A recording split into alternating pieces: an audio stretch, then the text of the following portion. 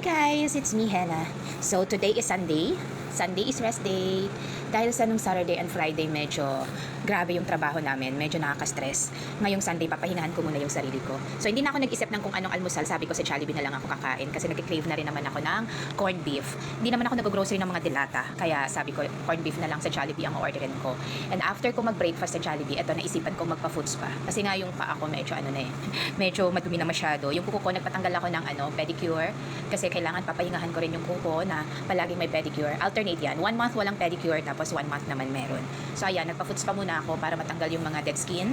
Magaling si ate, mabait yung nag-ano sa akin, nag-foot spa. Hindi kagaya dun sa unang nag-foot spa sa akin na medyo maldita. So ngayon, mabait si ate, kaya very good siya sa akin.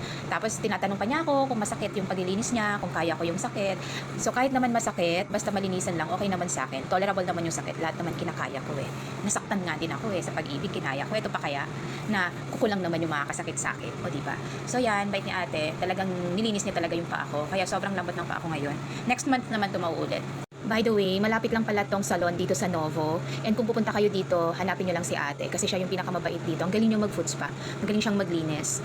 Kakausap-kausapin ka niya para hindi kayo maboard. So, malapit na akong matapos. And then magpapahinga na ako. Bye!